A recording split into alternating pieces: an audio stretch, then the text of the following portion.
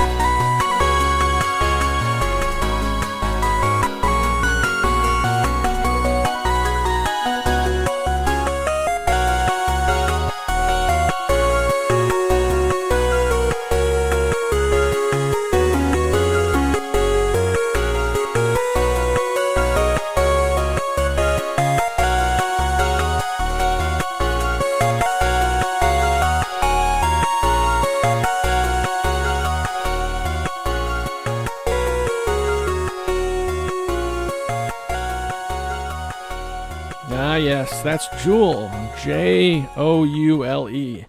from the 8-Bit Collective. At random, by the way. The name of the song is Train of Thought, and I can see that that particular artist has 8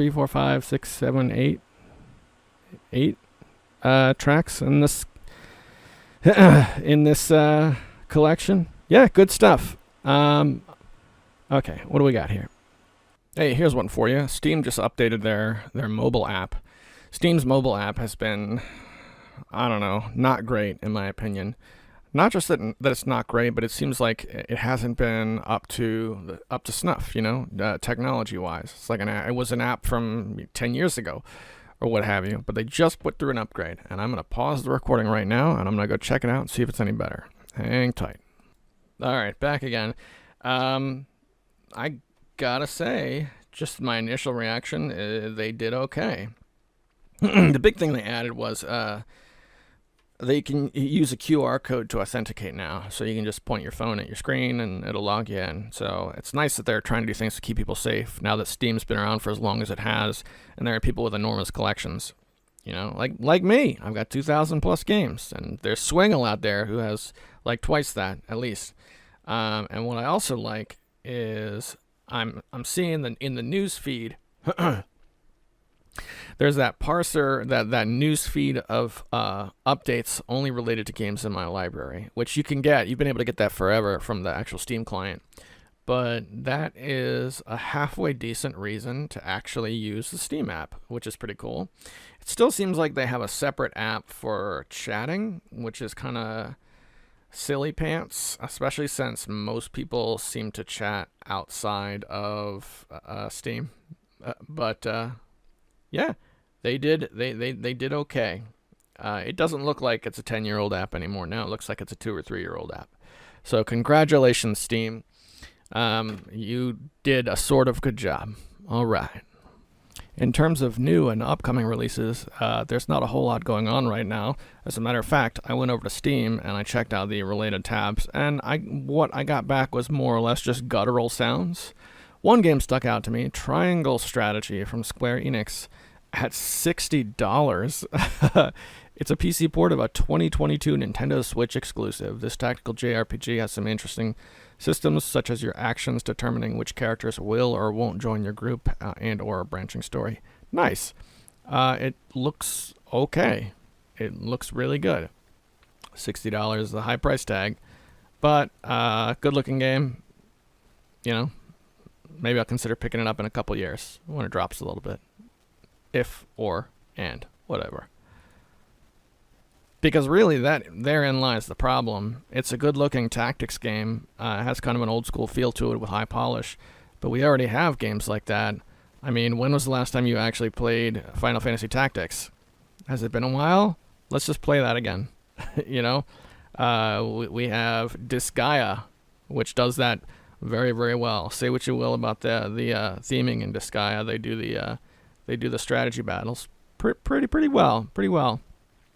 I was never able to get too deep into that series because I can't get past like the cutesy anime aesthetic, but they did good with the actual tactics and whatnot. So I don't know. Let me know what you think. And while we're on the subject of things that totally did not happen, there is a story on CNN that brain cells in a dish played video game Pong, scientists say. Sure they did. I'll bet they did. There you go. That's what the scientists say. I don't know. You have to ask them yourself. What do I look like? Some kind of journalist? I took a look at my game collection and I tried to decide what I would make the game of the week this week. And it's very hard to do because, to be honest, the game of the week this week would still be super hot. Yes, I finished the story within 3 hours last week, but the endless modes have been quite a bit of fun. Quite a bit, I must say. So that's one game that I can still recommend 2 weeks in a row. Give me a sec. And it's funny because while I've been in my super hot kick, I've acquired some games that I've really wanted to have for a while and I just haven't played yet now. Isn't that always the way it goes? And one such game, I was just looking at it a second ago, but I scrolled away from it like a ding-dong. Hang on a second. Yeah, here we go. One such game is The Typing of the Dead, Overkill. That's been out for a while. When did that come out on Steam? I remember long enough ago that Jerry Terrifying was talking about it when it came out. And I was able to pick that up, and Steam is saying, sorry, you're not permitted to view these materials at this time. So, oh well, that's one game that I acquired. So, whenever I get tired of Super Hot, I'll head over and play some Typing of the Dead Overkill. Yeah, now it's letting me look at it. So, Typing of the Dead Overkill was launched on October 29th, 2013. Almost 10 years ago. Can you believe that? My goodness. And I'm sorry, I know it's stereotypical for somebody my age to be going on and on about how the time passes. Golly, just yesterday was 1974, and now it's 2038. Yeah, I'm sorry. It's older people say that for a reason. So yeah, maybe it's time for me to finally play some typing of the Dead Overkill. You know what I wish they would release is the original House of the Dead. When my older brother bought his Gateway computer in the 90s, he had a voodoo card put in it. And at the time, there were certain games that just came with Gateway computers to push the voodoo card, and one of them was the original Unreal. And that's the one that we gave the most attention to. But another one was the original House of the Dead, which we played with a mouse, and, instead of like a light gun, because that was a light gun game. And that version, I don't know. I guess it's gone. I guess you can't play it anymore. It seems like it'd be a perfect game to dig up and dust off and make work and sell on one of these gaming platforms. I think a good number of people would pay some dollary dues to get that one up and running again. And also, I don't remember much of the original House of the Dead. I really don't. Because I played it a handful of times, and I played the spin-offs more. I had Pinball of the Dead for the Game Boy Advance, and that got way more play than House of the Dead ever did for me. I still have my copy of Pinball of the Dead for the GBA, the original one that I bought, when GBA was still a new system that was still being developed for. I got that from Game Crazy, which should tell you, roughly what was going on at the time. And if you don't know what Game Crazy was, it was a store that shared a space with Hollywood Video, the video rental store. I remember when Game Crazy opened in town, my buddy Angie and I, we were like, Angie was like, there's no way that's going to last in this town. The kids in town are just going to destroy it. I was like, I don't know. I'll tell you what. Let's see, 1 year. And I bet him if it was going to be open for longer than 1 year, then he would have to buy me a game. And I won that bet, and that's how I got my copy of Namco Museum for the GBA, which also I still have, which is really cool. So thanks again for that one, NG. And by the way, yeah, long gone now. They to be fair, though, they stayed open for, it's not like they stayed open just long enough for me to win the bet and close. They were open for like a good 5-6 years or something like that. I don't know. Somebody we'll have to look up how long Game Crazy was around, because our local one was around for the entire run.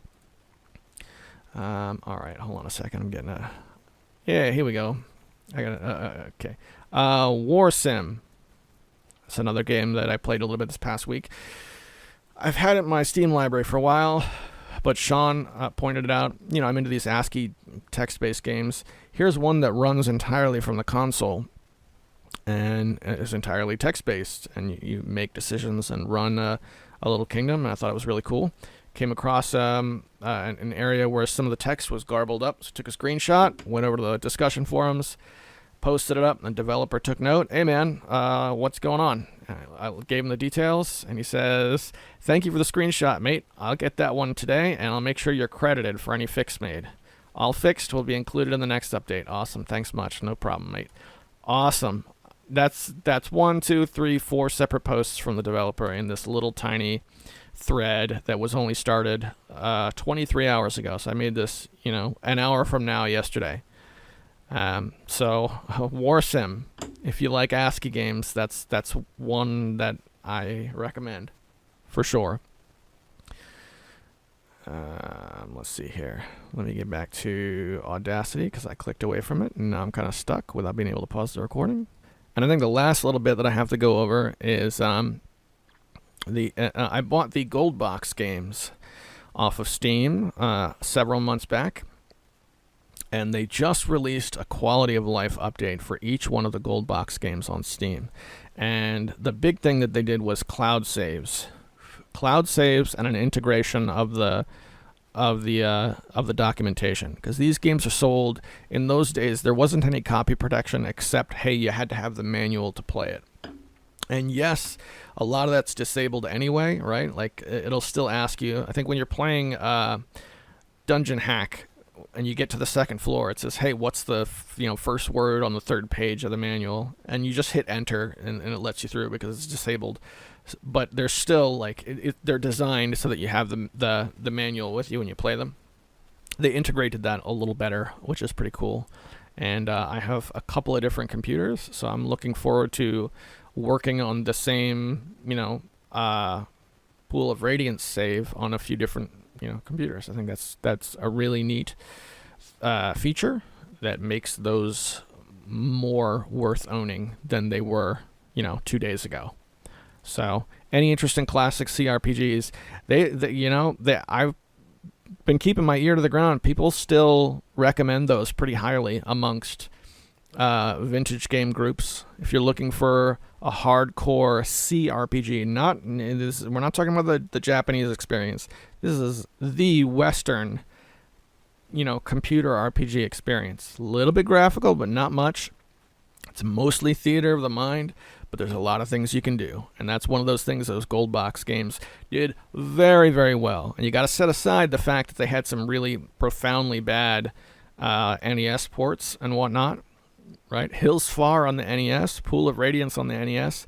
These should not be representations of what Hills Far and Pool of Radiance are.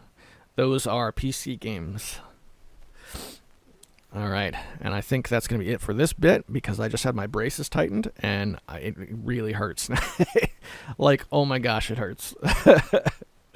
Let's go back to the 8-Bit Collective and listen to another one from Jewel. You're listening to Tiger Claw Radio.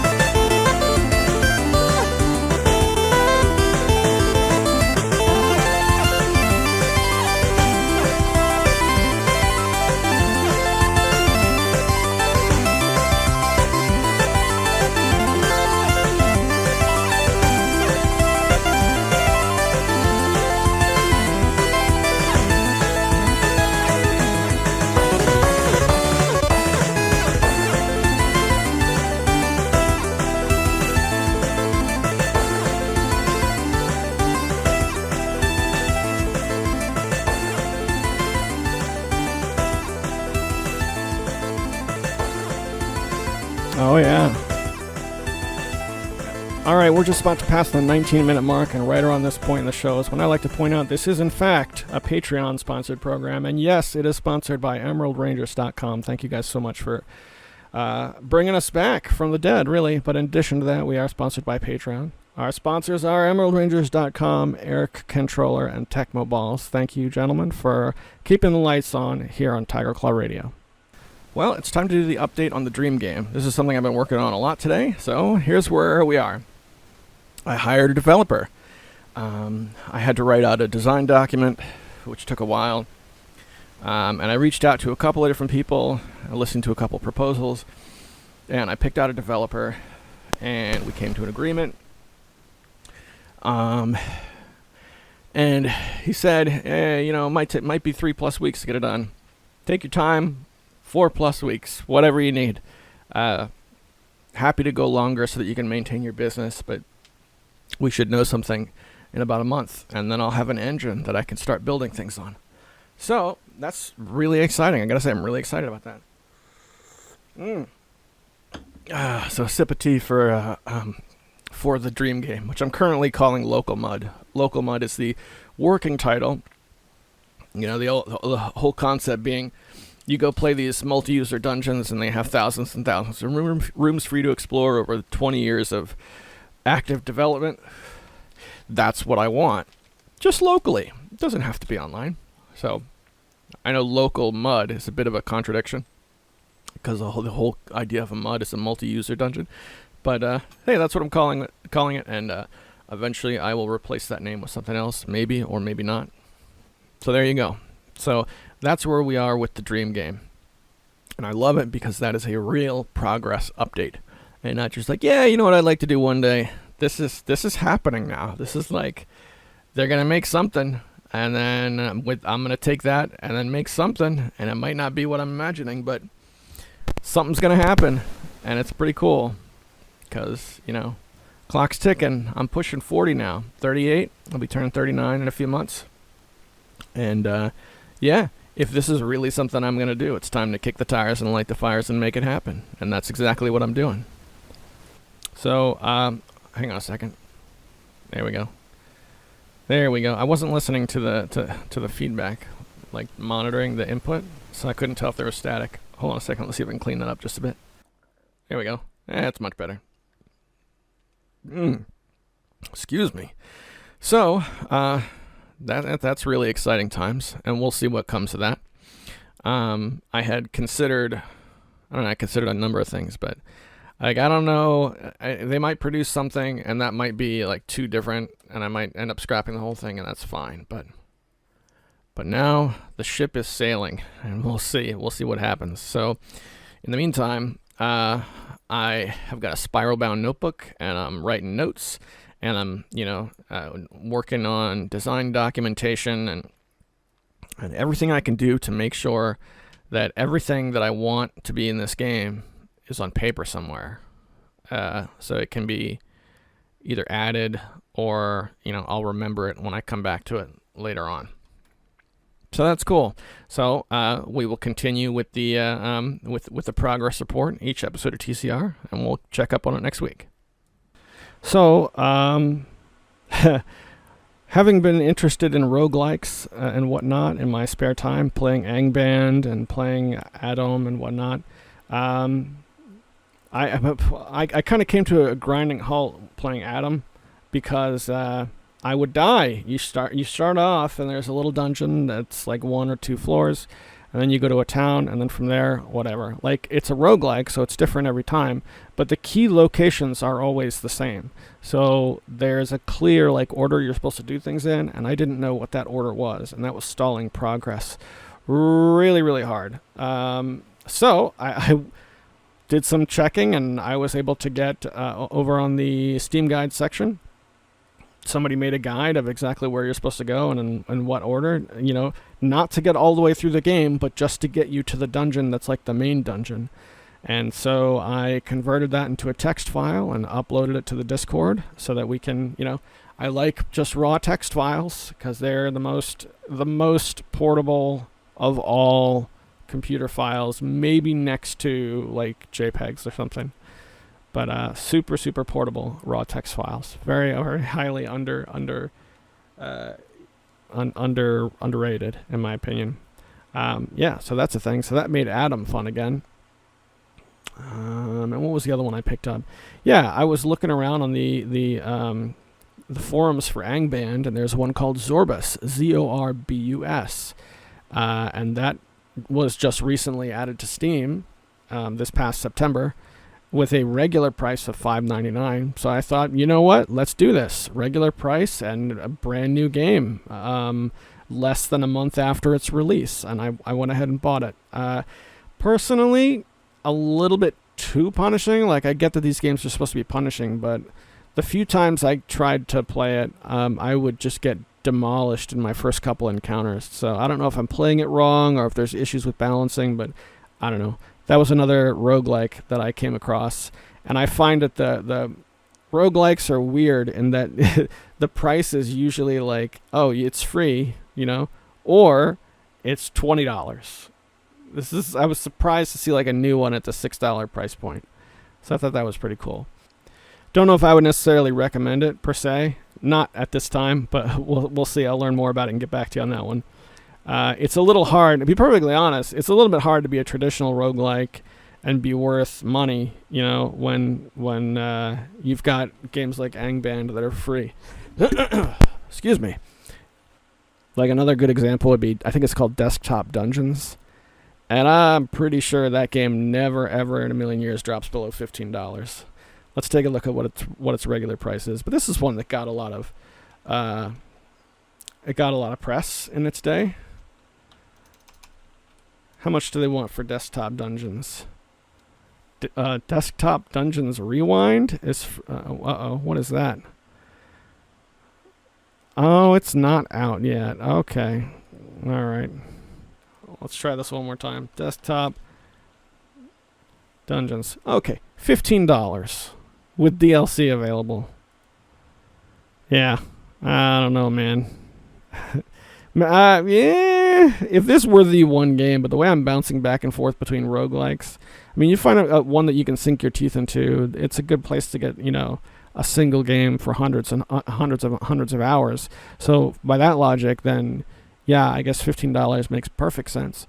But there's a lot available in this market, traditional roguelikes. We'll just put it that way.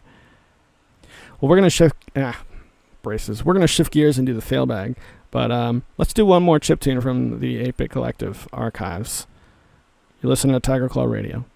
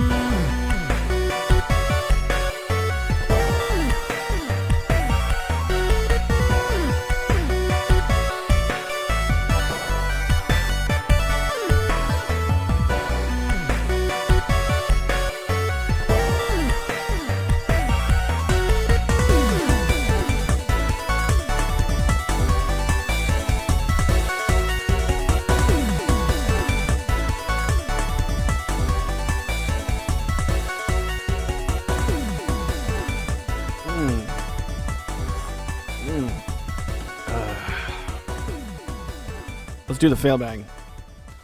Death Adder checks in again this week. 2 weeks in a row. Death Adder, my man. Hope you're doing well. Mamma mia. I forgot all about the Marvel movie trailer. LOL. That Chris Pratt is a charisma vacuum. He had his moments playing the mentally challenged shoeshine guy on Parks and Rec, but I've disliked him in every role outside of that. He's not charming or interesting at all. Jack Black, on the other hand, is the exact body type of Bowser.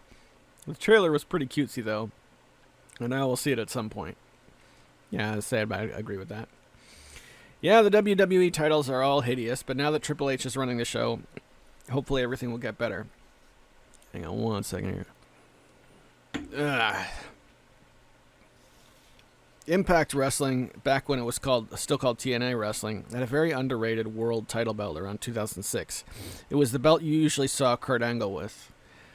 It was during the time where Kurt Angle was on so many painkillers that he ascended from human being to Super Saiyan and was constantly using his body as a torpedo against opponents, Lynx included.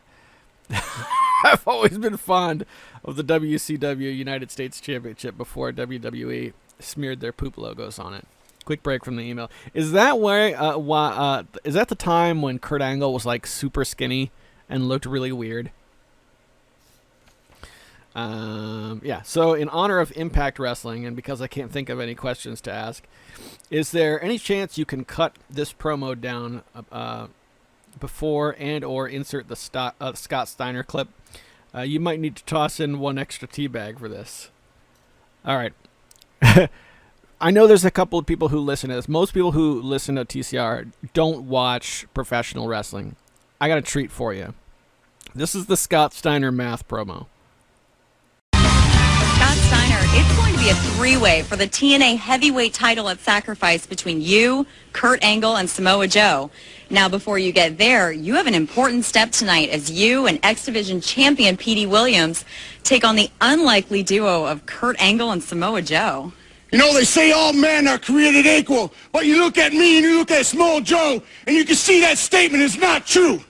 See, normally if you go one-on-one with another wrestler, you got a 50-50 chance of winning. But I'm a genetic freak, and I'm not normal. So you got a 25% at best at beating me. And then you add Kurt Angle to the mix, your chances of winning drastically go down. See, the three-way at Sacrifice, you got a 33 and a third chance of winning. But I got a 66 and two-thirds chance of winning because Kurt Angle knows he can't beat me, and he's not even going to try. So, Samoa Joe, you take your 33 and a third chance minus my 25% chance, and you got an 8 and a third chance of winning at Sacrifice. But then you take my 75% chance of winning, if we used to go one-on-one, and then add 66 and two-thirds percent, I got 141 and two-thirds chance of winning at Sacrifice. See, Joe, the numbers don't lie, and they spell disaster for you at Sacrifice. What makes that magic is he's there with his buddy Petey something. I can't remember the guy's name, but when I started watching Impact Wrestling, he was still there. Oh man, this is really gonna bother me. The guy who's like uber Canadian, but not Josh Alexander. Pete something, I don't know. That guy was standing right next to him, just with the most confused, bewildered look on his face. Oh gosh. All right, so tell you what I'm gonna do. I'm gonna pause this real quick because I want to see the Kurt Angle stuff that he included in this email. Stand by. All right. First of all, they're denoted as Perk Angle. But it's kind of sad because one thing I know about Kurt Angle is that he's now, after his wrestling career, because he doesn't work in ring anymore, he's in constant pain. Constant, chronic pain. And I'm watching those two clips and I'm like, hey, here's why. And this was a guy who, oh man, was headlining the biggest show, the biggest wrestling ticket in the biggest era of wrestling ever. So it's his story, I think, is a bit of a sad one, as it usually is with professional wrestlers. But yeah, the moonsault off the cage onto Mr. Anderson, I think, was particularly impressive, if you want to use the word impressive. All right, so here is the situation I'm in. Did we do the entire email? I think so. Yeah, thank you, Death Adder. Because you hear that, I did actually print this one because I'm gonna take care of old Death Adder, man. So, when I attach a sound file in Audacity that is of a different bit rate, what happens is, when I record afterwards, all the new sounds that are attached are adjusted to that new bitrate. Which basically means every time I record something, I have to remember to change the bitrate, otherwise it's going to come through painfully slow and weird and out of sync. This has happened in TCR before. In years past, I would record and not even realize the later half of the show was pitched low until somebody listened to it and told me about it. I see that coming. I can fix it, but that means I have to do the rest of the show from here on out in one take. So If I miss anything, if it just gets weird, got to give me a break. We're going to do the best we can. So let's start by heading over to YouTube, because I checked out Emerald Rangers, and I didn't get any comments there this past week. But over on YouTube, the previous week's episode goes up, and I think a couple of people responded there. So bear with me here. I want to go in through the studio to make it a little bit harder for them to hide people's comments, because I know Mecha Menace checked in. Oh yeah, here's one. I had a poll on the YouTube channel. What's your favorite classic RPG Maker version? And everybody, 67% of how many people? Of 3 votes. Who cares? It's still won. RPG Maker 2003 was everyone's favorite. Yeah. So, cheers for that. All right. Comments. Here we go. So we're going to go to comments. There we go. All right. Desm101 says, yeah, welcome back. 39 minutes and 21 seconds in. Haha, still have that ROM in the old PCB, unfortunately. However, I did pick up a nice soldering workstation, and I'm brushing up on my skills to perform the transplant.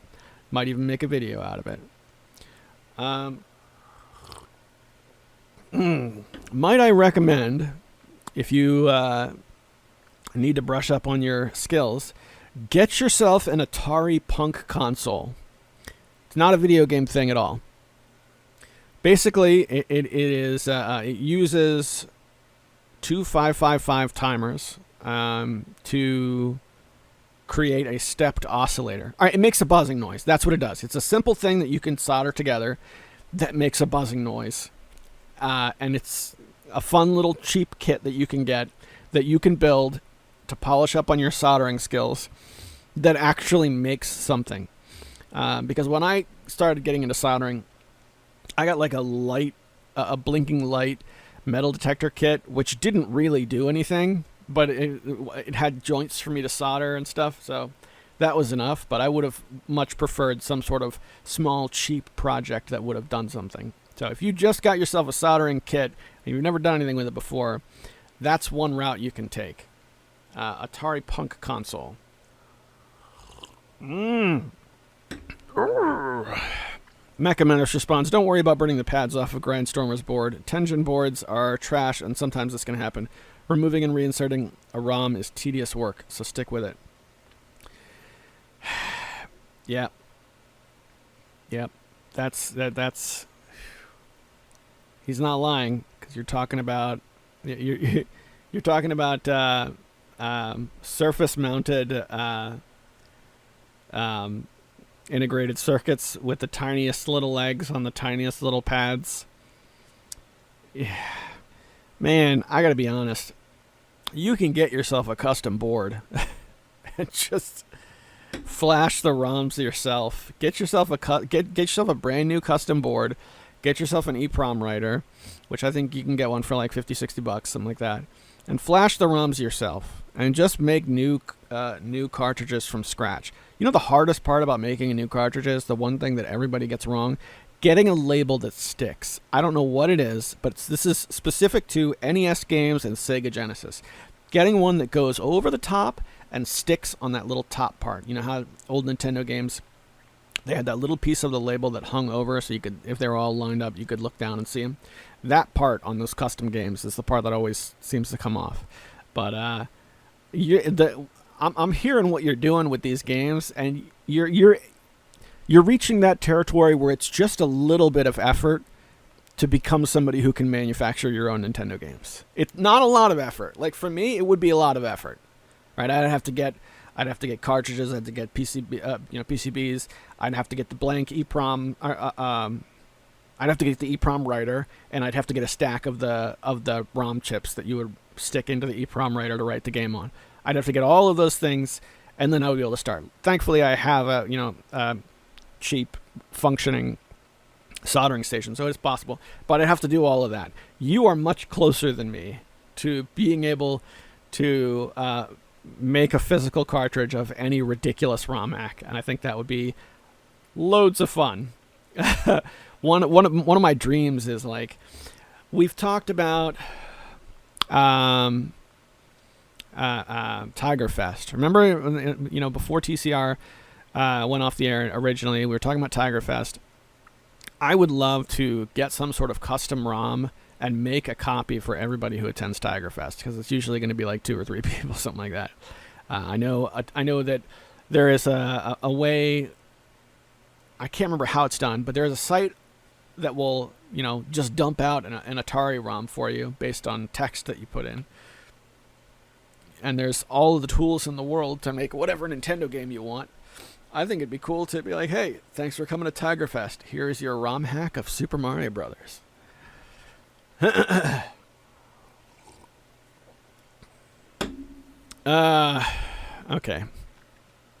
And we got Mecha Menace checked in a couple of times. He says, 23 minutes in, game devs still build engines which they use on multiple projects starting from the ground up. However, that is increasingly rare. When you boot up a game, note which logos you see. Unreal, Unity, game development seems like it was always pedal to the metal. How many articles come out about overworked game devs? You think it's increasingly uptaking these prefabricated engines because of the cost of building the engine, while building a game on top of it is concurrently higher than the cost you pay to the engine dev based on sales. The dev can use money to hire more devs and use that extra time to smooth out features. I think there's a point where you could see a lot of games that would pop out, as you say, Unreal Engine 3. However, a lot of factors have changed since then. The power housed on these platforms, even wider support for engines, the growing adoption of games as a hobby, incorporating many interests that come with the audience and its creators. And all this results in games being built with the same engine, but can vary wildly. Okay, here's the thing, Mecha Menace. I think you're right. I think you're right about a lot of things there. But you gotta remember what my primary goal is, okay? Because when you talk about game development in scope can mean a lot of different things. I mean, you're talking about like stuff made with Unreal Engine 3.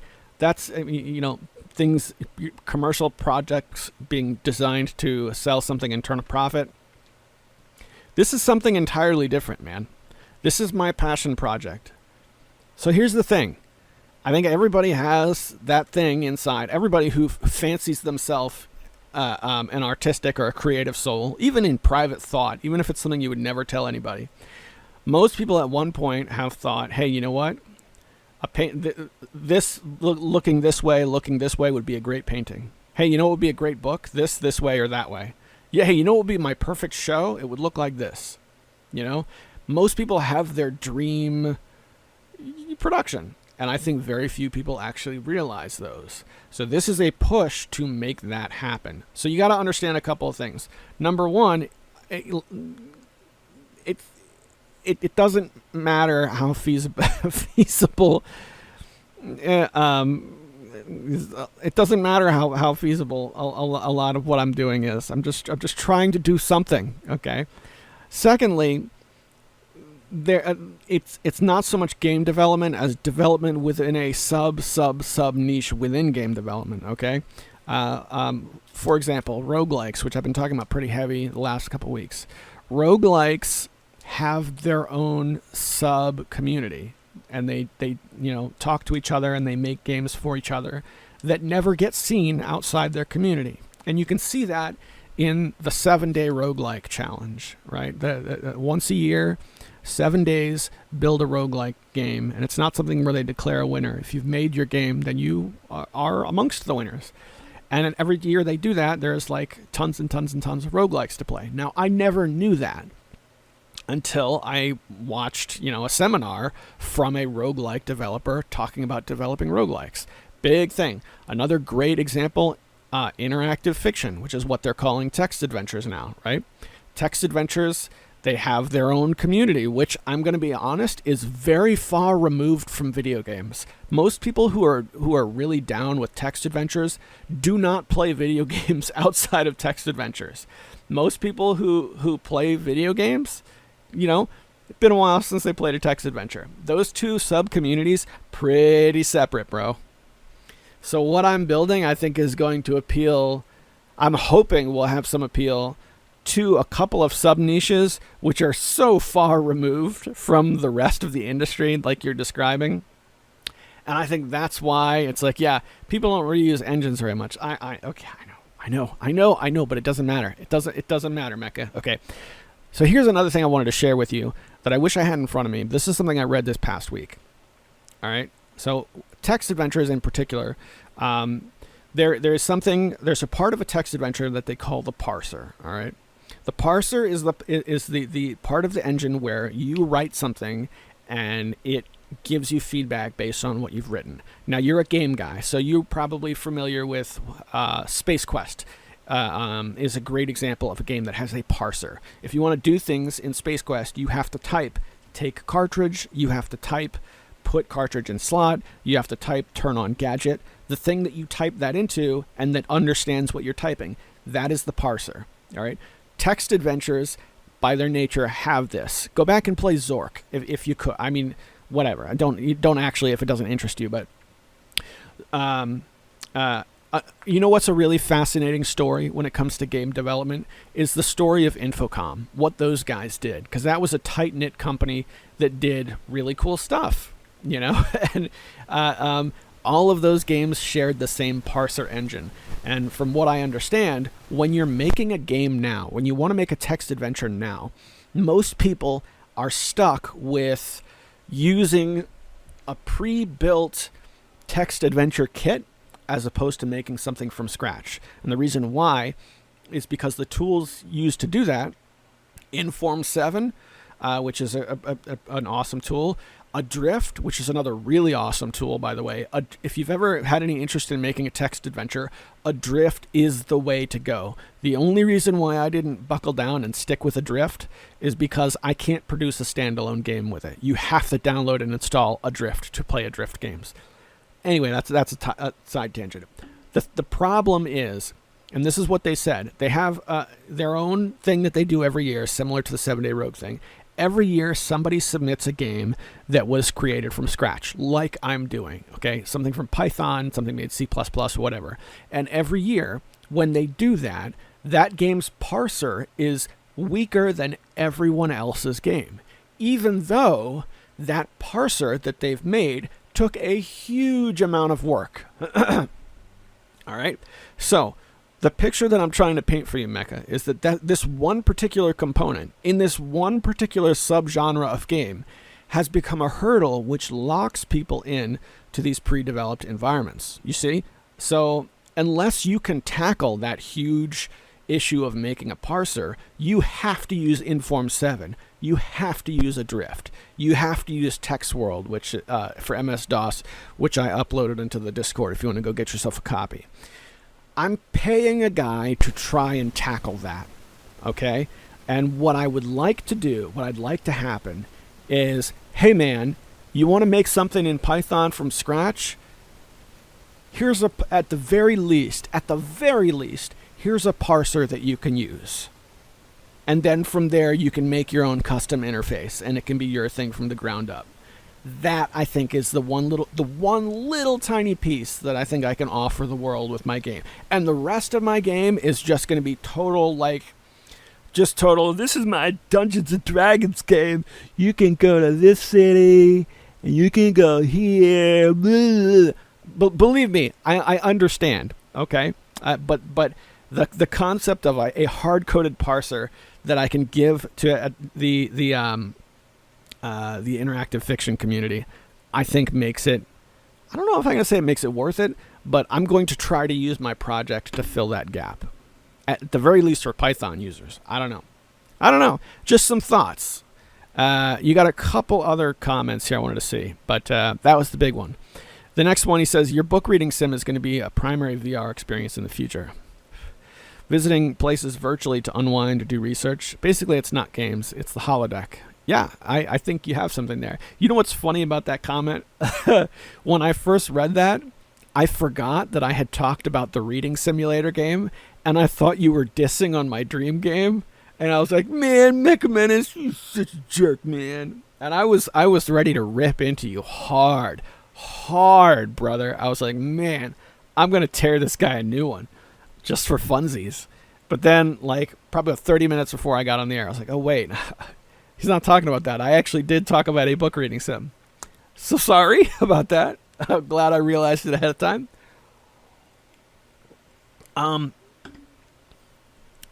The book reading sim is like an oddity to me. I like the idea of just walk around and chill things, right? I think that's what VR chat is, right? Isn't that really popular? There's no game. You just kind of hang out, and there's other people there, whatever. Minecraft did it best. And there is a map in Minecraft, and I can't remember what it's called. I saw it on one of these, top 10 videos, whoa, that I watch with my kids. There is a Minecraft map, which the entire theme is it's full of books that are real books that you can read. But that was done because the Minecraft map database was available globally, and because they did that, a lot of books were available in places where you were not legally allowed to get them. So that was like, what's the word? A philanthropic thing, I guess is what you'd say. So they had a team of builders who were like really good at it, built this beautiful library, extravagant building that looks absolutely gorgeous. And that enabled the developer and whoever else he worked with to work on getting the actual books together. Because if I understand this right, in Minecraft, you have to actually type them out. Is that right? I'm probably wrong about that because Minecraft has a lot of external editors and stuff by now, but that's something to check out. Minecraft did it the best. But again, that was to make sure that books were available in places where they weren't available. So, I don't know, you know. The game that I got on Steam, they can't really say that. That's just sort of a chill out thing. Is that everything? I think that might be everything. How did we do? 53 minutes in. I think. No, 52 minutes in. It's doing that weird thing where it's like compressing or non-compressing my voice. And you know what? I'll tell you what. I'll fix it and I'll show you what it's doing exactly. Hang on. Okay, you hear this? This is me not applying any changes to the bit rate. This is what happens when I when I do something like add Steiner math to the podcast. And that's why I like to do that kind of thing at the end of the show. Don't worry, I'm not going to do the rest of the show like that. We're almost at the end, but there were a couple more things I wanted to say. Head over to the Discord. I'm going to put Steiner Math and the 2 Kurt Angle clips. I'm going to put those in the YouTube section on the Discord. And yeah, stop in and say hi. Also, Hemrock has been playing, what was it? It was a really awesome game, like a game that I remember really fondly for the Atari. Phoenix, that's what it was. Hemrock submitted a score last night for Phoenix for the Atari 2600. Now, another old thing that I've talked about in the area before, I have this book of Atari scores. It's my high score book for all games, but primarily Atari 2600. That's been around since 2008. That's when I first opened it up and started, keeping track of things.